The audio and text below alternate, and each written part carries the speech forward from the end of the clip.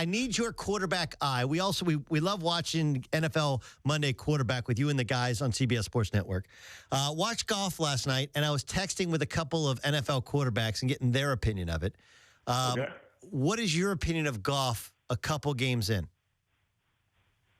Golf, a couple games in? Goff, the quarterback Rams, Goff. Oh, golf. I thought you were saying golf. I'm like, are we talking about golf here? No, like, golf. No, he said golf. He said golf. Obviously, I think there's a lot of upside to him. They wouldn't have taken him as high as they did. I think that he's still got a big learning curve to go.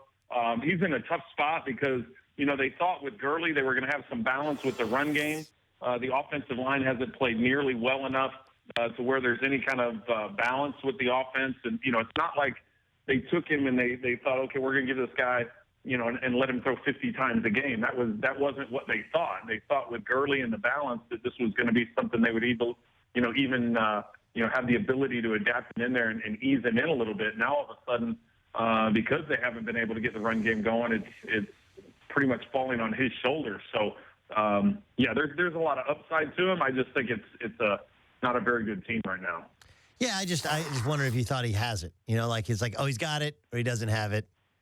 When you watch, right now, he has. As of right now, yeah. I would say he hasn't. It doesn't look like it, but I mean, there's so many things that happen over the course of somebody's career, and as far as developing it and figuring it out. I mean, some guys start off really hot and they fade away, and other guys, it takes them a while to kind of get their feet underneath them and get adapted to the pro game and get adapted to the system they're in. And it looks like he's going to have a coaching change to have to deal with, so another offense he's going to have to deal with. And, there's a long history of guys that were never able to adapt to the league. And when I say that in terms of getting the game to slow down, I hear that over and over and over again. Even the conversations, with one of the young quarterbacks that I think so highly of is Derek Carr, and he just says every year the game has slowed down more and more. Sure. And so as the game slows down, then you see more stuff. You see their linebackers rotation. You see the safeties rotating. You see, schemes with the tilt of the defensive lineman and how, all that stuff comes into picture. And when you're talking about Goff and now all of a sudden they're going to put another offense, another coordinator, it's just going to slow that process down. Dak Prescott does not have a third down conversion via the pass in the last 2 weeks. The third down numbers have been abysmal as of late. And the better the defense, the more he struggled as a rookie. Frankly, as most quarterbacks would. What's your assessment of why Dak hasn't been as good recently?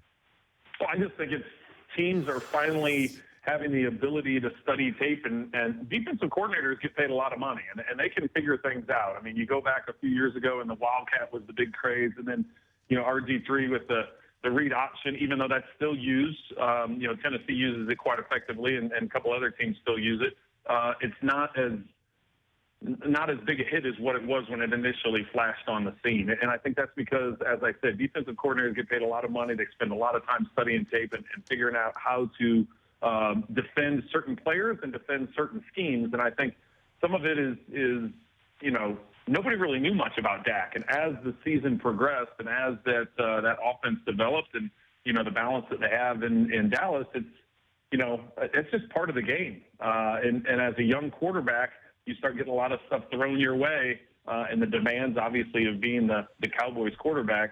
It seems from the outside, it seems that he's handled it all very well.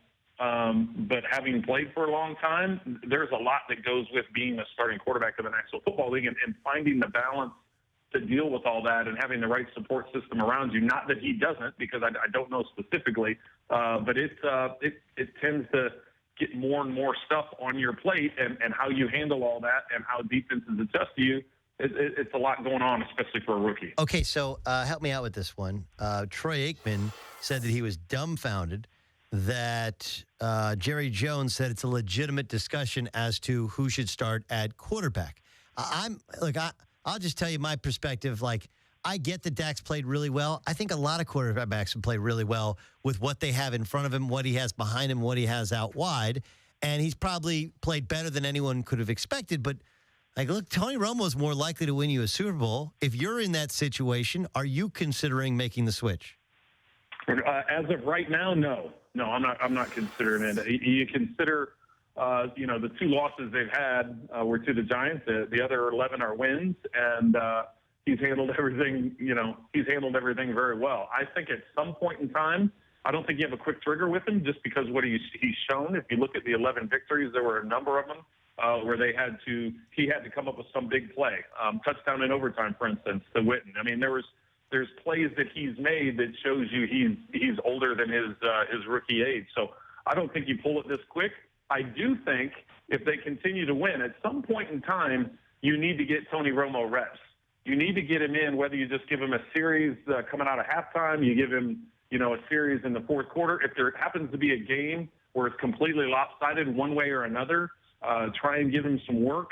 When the playoffs rolled around, if you're still sticking with Dak, I think it would be a mistake to go in and not have Tony with any kind of reps at all, and then all of a sudden expect him to just jump in and be up to game speed.